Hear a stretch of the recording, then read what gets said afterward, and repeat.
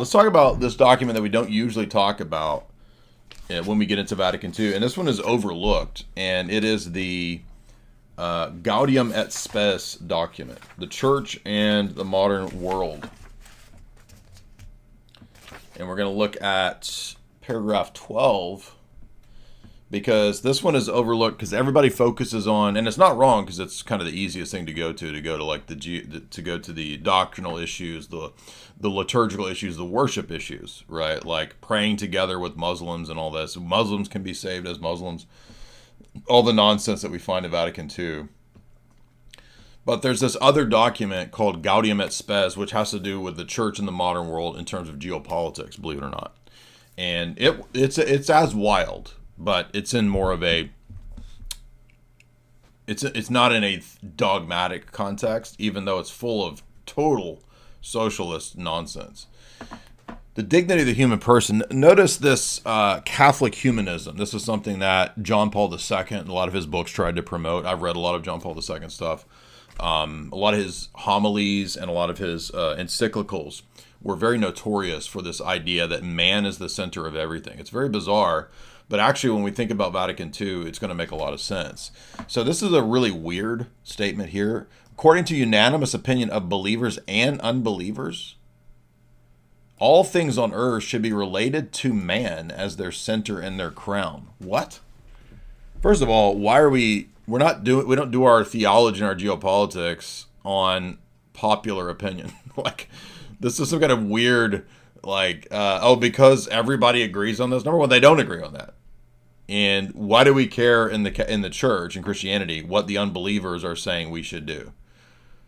I mean, that's preposterous. But I mean, even more preposterous is the idea that in Christianity, Christendom, especially Orthodox Christianity, man is the center and the crown of all reality. I mean, that's just insane, weird humanism that is just completely false. In fact, there is a papal document called Quas Primus that was actually written to counteract the idea that society should be organized around the doctrine of man as its center and crown. So it's actually been specifically condemned. It's kind of a man worship. It's a secular idea of social theory. It's not just pluralism. It's like rabid secularism. And it's patently false. Christians and unchristians agree that man is the center and crown of all activities on earth. It sounds like Antichrist. Right? It's insane. Now, don't worry though, because it's going to get even crazier as we move through.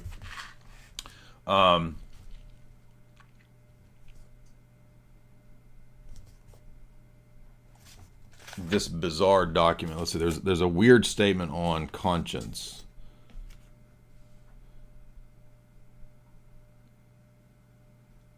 Here's a weird. There's a lot of social justice, like socialism, in this document, which is why it's really bizarre and dangerous. And it actually, if you don't know, John the 23rd, who was believed to be sort of a Rosicrucian Masonic pope, he's the one that's called, the guy that calls Vatican II. There was concern at that time by the CIA that he's called the Pinko Pope, and so the CIA tried to establish a lot of discussions and alliances with him, but then they were a lot more successful with Paul VI. So Paul VI was far more closely aligned with the CIA. John the 23rd actually wanted to open up the Roman Catholic world and church to the Soviet Union, and he spoke about this very openly, hence why he was called the Pink Pope. But he wrote a famous encyclical called Pacem in Terris, which had to do with opening the church up to the geopolitics of secularism in the United Nations, and it actually calls for the creation of international institutions to redistribute wealth, etc. So it's a very heavily socialist document. And what's fascinating is that Vatican II further aligns itself in the Gaudium et Spes document, which everybody overlooks and disagrees with, or ignores, or they're not even aware of it, they never read it, is actually extremely socialist United Nations globalist document. Here's another weird, I guess you could call this anti-colonial, sort of indigenous propaganda. Listen to this one. This is wild. It says, our era needs the wisdom of bygone ages. if the discoveries made by man are to be further humanized. For the future of the world stands in peril unless wiser men are forthcoming. It should be pointed out that poor nations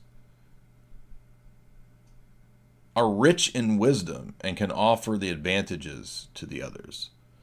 When a black nation is speaking, you sit in silence. You learn from them. I just thought this one's funny because it's just that kind of like, anti-colonial woke speak all the way back in the 1960s in the Vatican II documents. It's just a funny one that use. So all these trads and all these people who want to act like they're based, right? And then like their own documents are literally just woke bullshit. The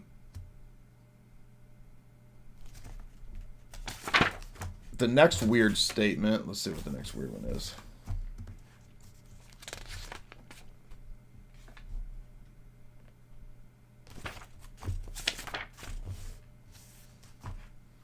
I think it's this one, Human Community, Chapter 2. Now, this one is a theological mistake. I don't know if you're familiar with this one, but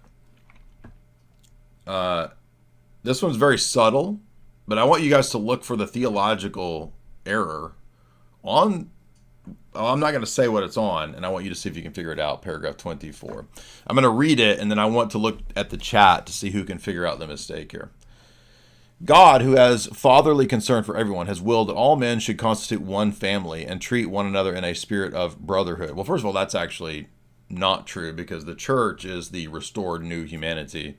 This is actually taking what's true about the church and applying it to civilization as a whole, the brotherhood of man, which you could say, yeah, in a sense, all men in Adam are brothers. But that it doesn't follow from that God wants there to be an international one nation brotherhood of men. That's a Masonic goal. It says all men are created in the image of God. That's all good, etc. They're all called to the same goal, God himself. That's correct. Now, listen to this. For this reason, love of God and of neighbor is the first commandment and greatest commandment. Did you hear that? For this reason, love for God and neighbor is the first and greatest commandment. Anyone notice the theological error there? Give the proof. What line in the book? We're literally reading the text on the screen, you idiot. Where's the proof? On the freaking screen. Who notices the theological error in this statement of Gaudium et Spes? Anybody? I'm looking in the chat and I'm waiting. I think the chat's a little bit behind. So when Sheikh Shamoon, I think you got it. Let's see. We're going to keep going to see if anybody else gets it. Does nobody know what the first and greatest commandment is? Come on, guys. Orthodox Leo got it. Look at that. See, Orthodox people love and know their Bible. Exactly. The first commandment is to love the Lord your God. The second commandment relates to man, right? And your neighbor.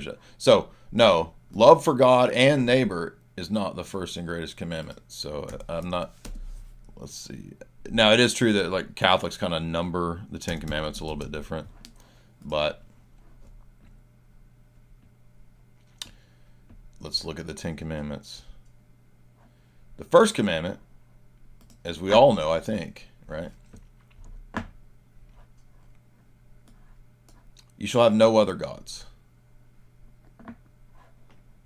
So this slip up cleverly inserts the love of man into the first commandment of the love of God.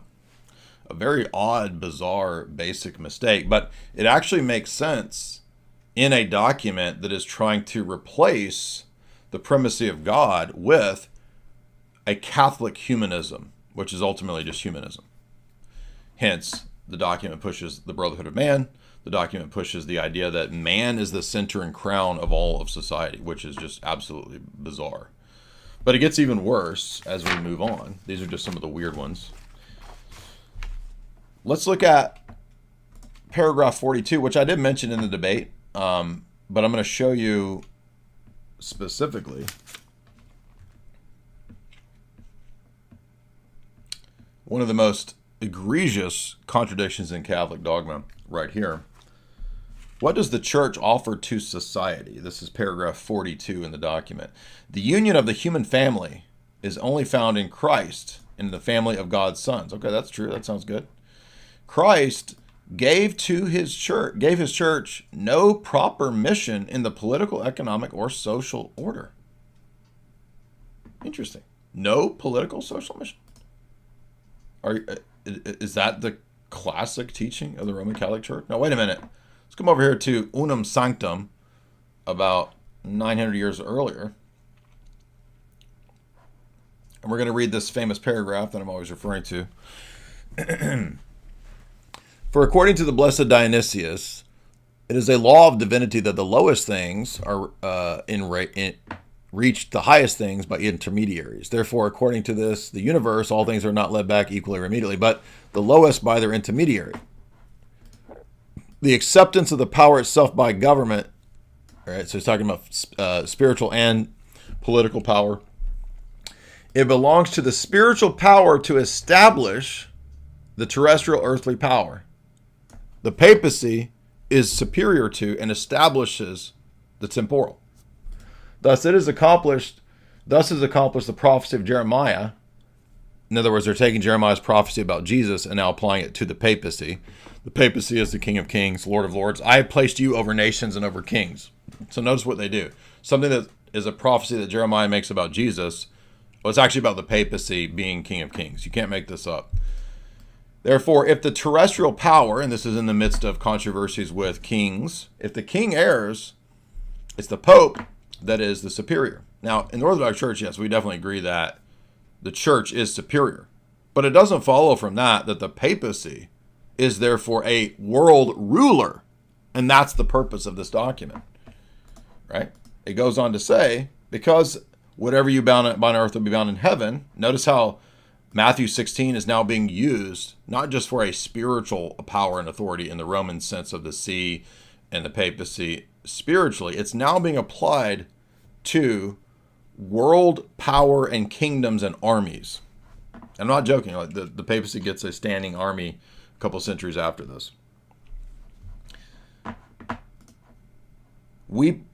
Thus, we declare, proclaim, and define absolutely necessary for salvation every human creature be subject to the Roman pontiff, both spiritually and temporally. That's the purpose of this document. Go read it. It's called Unum Sanctum. Now, Roman Catholics are not very smart, and every time I bring this up, they can't hear, apparently, or understand what I'm arguing. They always think that I'm arguing that there's no authority of the Pope. I specifically said the temporal supremacy of the Roman bishop. So I know it's hard for you guys to follow arguments, but listen to what I'm saying. I'm not even caring about the Matthew 16 spiritual power at the moment. Let's set that aside, whatever you think about it.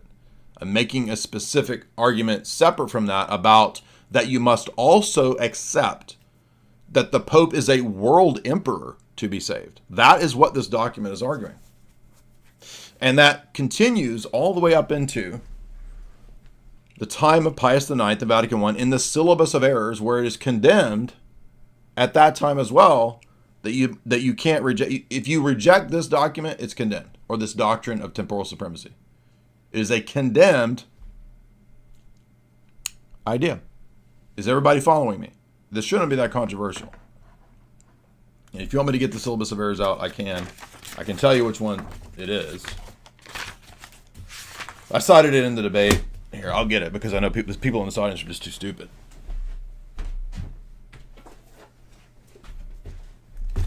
Here.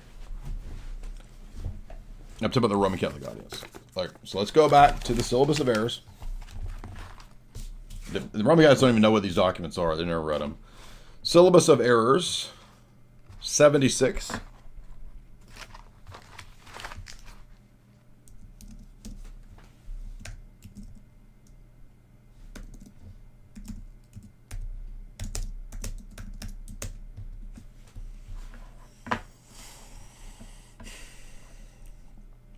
This is Pius IX in 1864, so we're basically 900 years ahead of the original Dictatus Papae statement, and then we're, 600 500 years later after Unum Sanctum in the 1300s.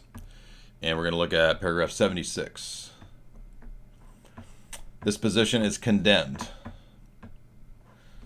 It has been wisely decided by law in some Catholic churches that persons coming to reside, that's 76.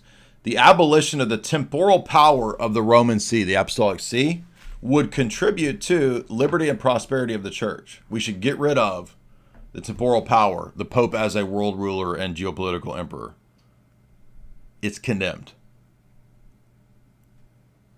Are you idiots following me? Can you follow this basic argument? Okay, Unum Sanctum, 1382, or 1302, excuse me.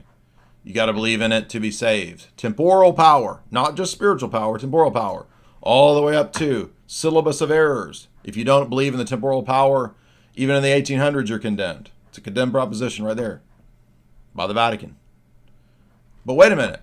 When I read Gaudium et Spes, the church in the modern world, it says Christ never gave to the church any political, economic, or social mission or order. Is that clear enough? Roman Catholics, do you see that? Is that clear enough? Do you want me to go through it one more time for you? I don't know, it's just so hard for people to understand. I make this argument all the time.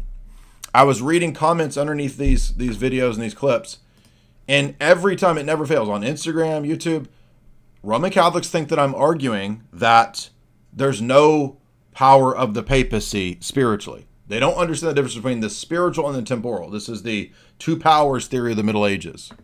Okay, Unum Sanctum is very clear that Rome says, yes, you can talk about two powers, but the Pope has both and is superior in both. And you must believe that to be saved. Clear as day contradiction. Vatican II says Jesus never gave his church any political, economic, or social mission. I can't think of something more clear than that. And if you can't see that, enjoy being Roman Catholic. Have fun with that.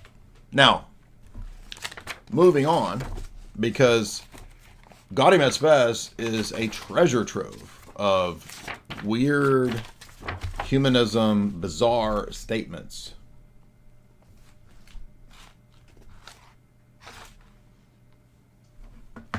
Let's look at another one of these in paragraph 53. And you're going to notice this trend of humanism that we already saw. By the way, this going through this also shows you the sense and attitude that Vatican II had about secular culture and de-Christianizing the Christian states. That's what this further demonstrates, which further proves a complete change in dogma on Catholic social teaching. Here's another one of these bizarre humanist statements. Man comes to a true full humanity only through culture. Well, actually, that doesn't make any sense, because you have human nature and you're a human person from the womb. You're not a potential person. That's a bizarre language, because usually people that believe that you're not a person until you're a certain age, which is what people who are pro-abobo argue. That's a pro-abobo line of argumentation, if you're not familiar. That is, through the cultivation of the goods and values of nature.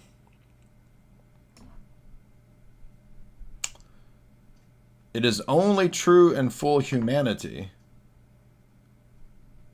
which is by means of culture. Okay, and then now we're going to compare this to what's said in paragraph 55, because this is about this supposed culture.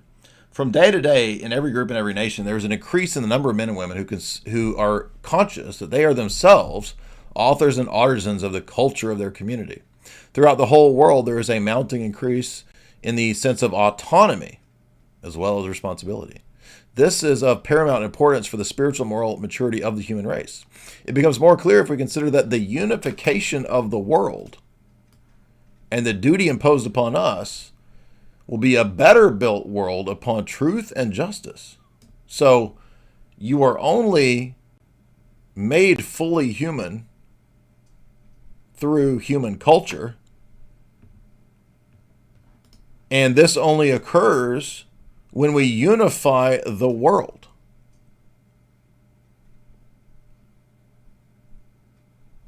Interesting.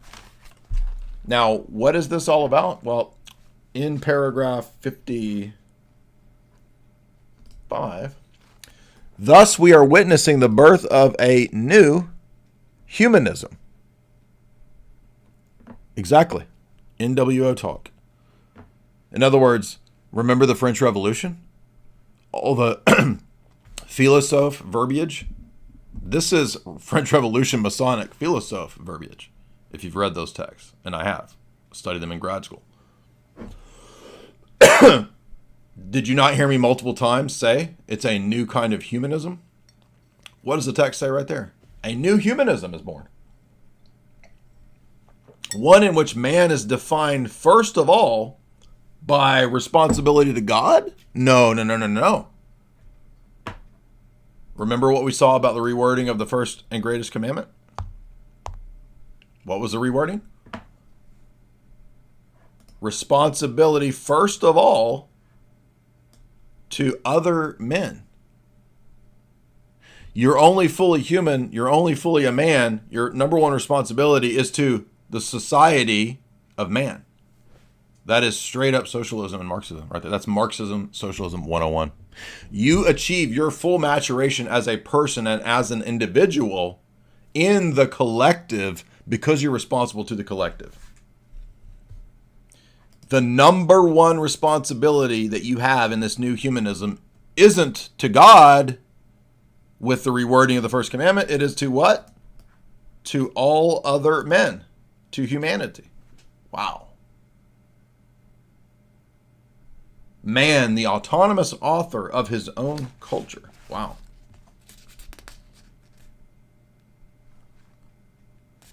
Now you think, okay, that's pretty bad. Well, guess what? It gets even worse. Because with all of those French Revolutionary Socialist arguments laid down, again, this is not new in Vatican II. It's actually in Pacem in Terris, John the 23rd encyclical on these things. What's the goal of all this? Did Jesus, now keep this in mind, Jesus didn't send a church with any political, social, or economic mission at all. That's what the text said. None. But now watch this contradiction as we shift to the social United Nations goal that is the real goal of Catholicism in the post-Vatican II era. Watch this. This is going to blow your mind because it gets even worse. Paragraph 82.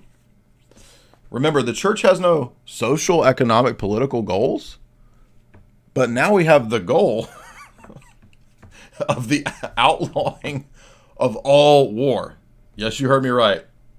The text that I have, which is not, it doesn't have all of the headings. The actual headings in the text that I have, I'll show it to you. It actually says, it is time to outlaw all warfare. What? In the meantime, efforts have already been made and are still underway to eliminate the danger of war. On the contrary, support should be given to the goodwill of every man to do away with war. So, I thought we had no duty in the Catholic Church to political, social, and economic realms. Jesus didn't establish that. Wait a minute. But now the Vatican, as a geopolitical global institution, is ready to put aside all nationalistic differences. Oh, wait a minute. What? Notice that. Are you noticing how socialist and Marxist this document actually is? Look at the last section of 82. Watch this.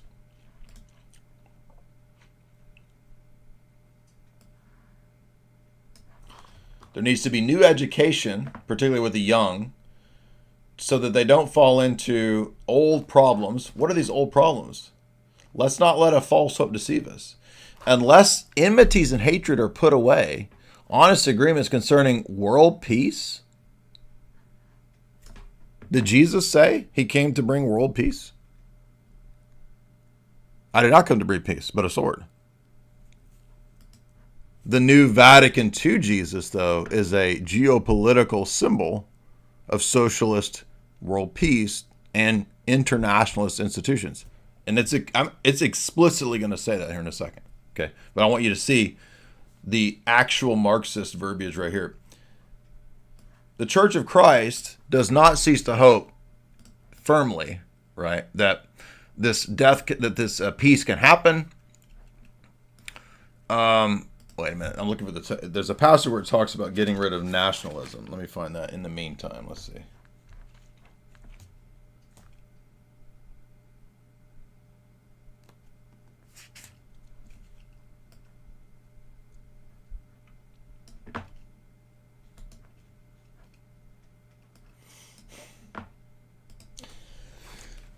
The copy that I have is the Austin Flannery version of it. So it's worded a little bit different and the paragraphs are spaced different. So it takes me a minute to find some of the text from one to the other. So if you see, this is my version right here, Vatican II, Austin Flannery translation. And let's see, paragraph 82. In the meantime, okay.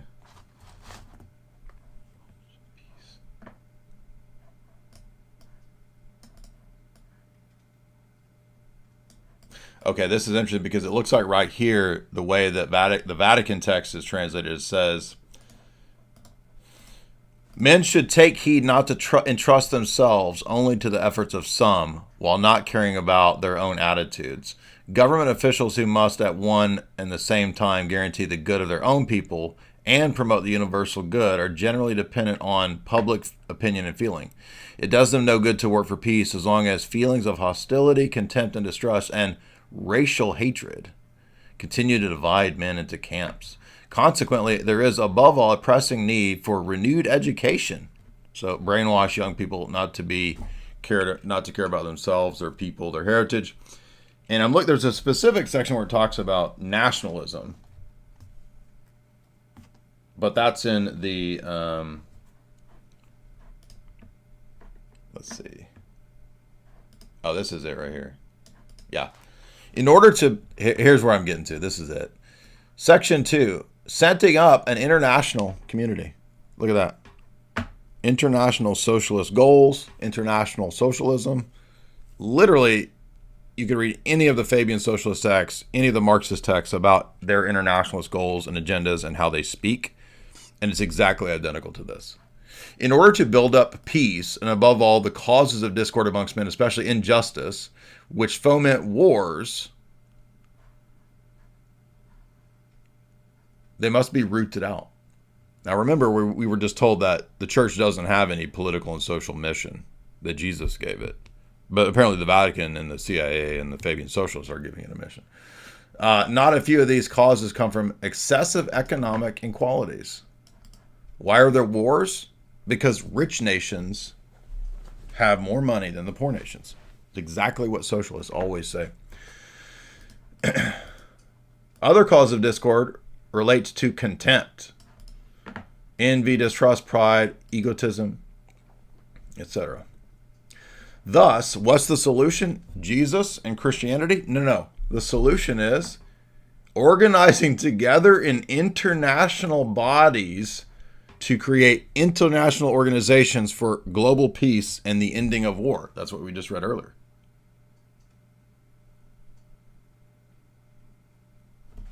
That's the UN, all the stuff that Francis and all of his buddies promoted.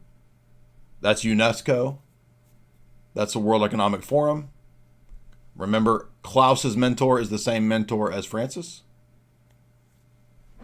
Paulo Freire, the socialist, and then Archbishop Camara. Those are the mentors. Francis's mentor, Klaus's mentor. Camara, the liberation theologian, socialist. What is this? Liberation theology, socialism.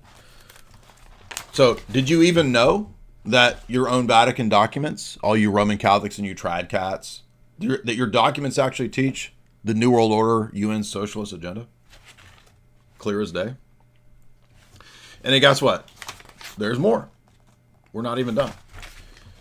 Why has this problem persisted? Well, it turns out it's partly the fault of Christianity. You can't make this up.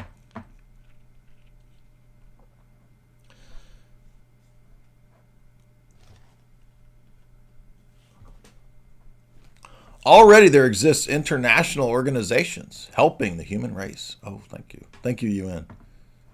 They are laying the foundations for an international community, the New World Order. And Christians are helping to create this by working with non-Christians. The present solidarity of mankind calls for a revival of international cooperation in economics. International monopoly capital socialism. That's what this is. Now that all people have become autonomous, this unification is becoming difficult. The development of a nation depends on financial aid. Interesting.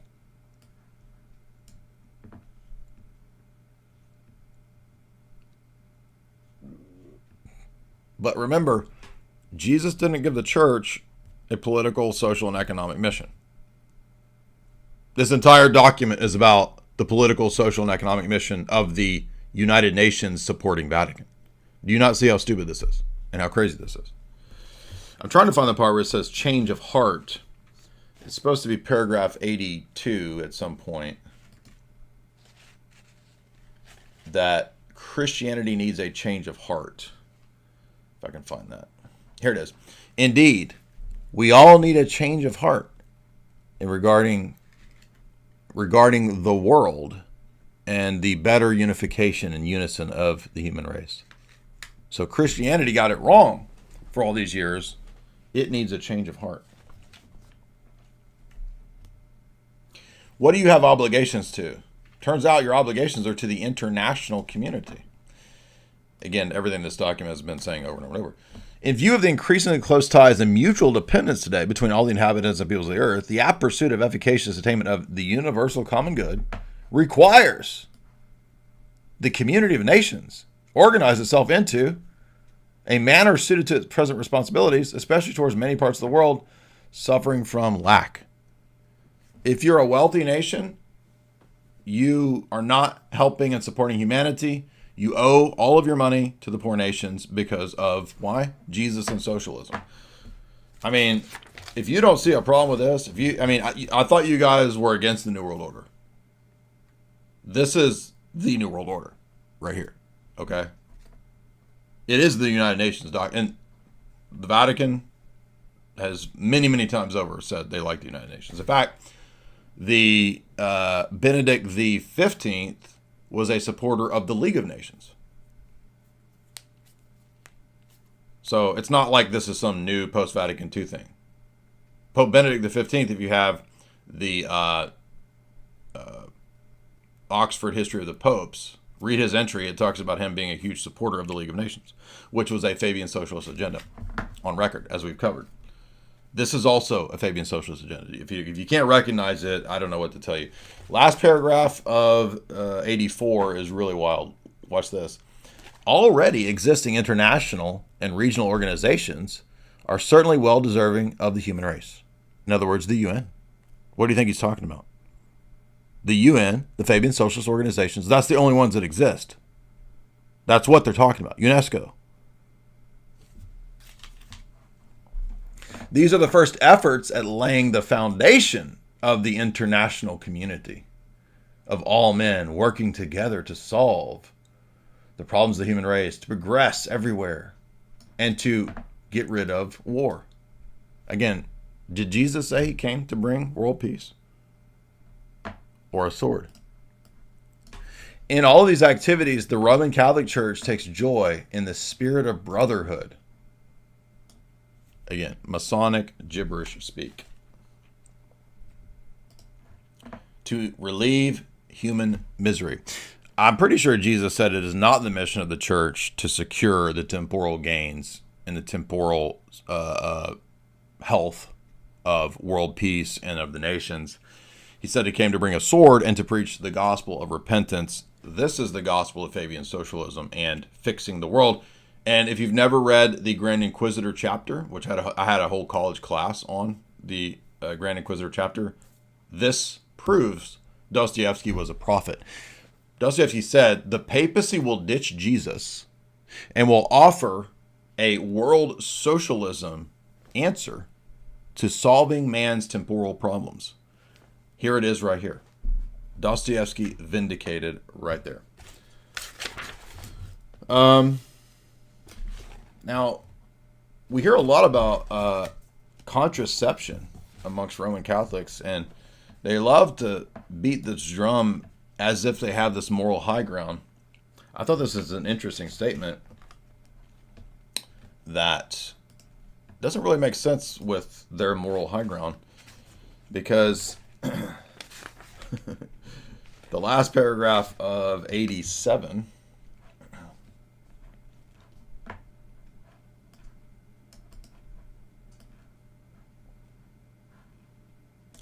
in keeping with man's inalienable rights to marry and to generate children, a decision concerning the number of children they will have depends on the right and the judgments of the parents. Oops. You Roman Catholics are amazing hypocrites. Your moral high ground isn't even in your own documents. Your own documents admit. Well, it's a contradiction. I wouldn't say that. I would even disagree with this. The decision of the number of children is a right of the parents? Does that fit with all your moral high ground about contraception?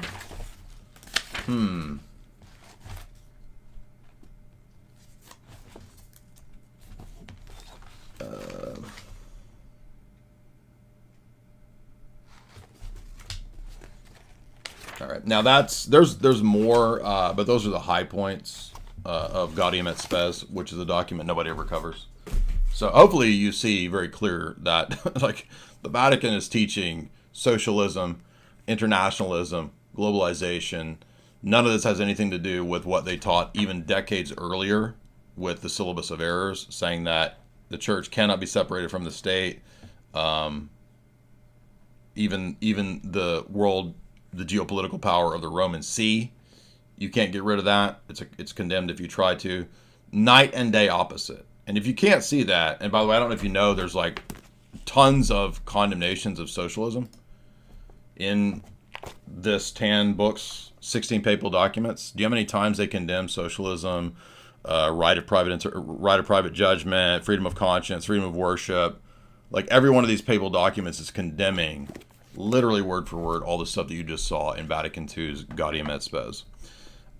If that's not clear enough, I don't know what else could be made clear to you guys. I mean, at that point, it's bad faith, right? It's like there's nothing that's going to convince you because you've joined a cult where literally the Pope can determine reality and truth at any moment.